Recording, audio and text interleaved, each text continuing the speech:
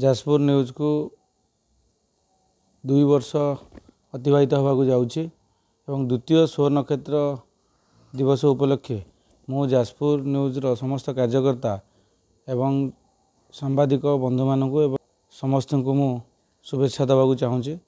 माँ बिरजा कृपारू प्रभु जगन्नाथ आशीर्वाद जाजपुर न्यूज सारा ओडिशा रे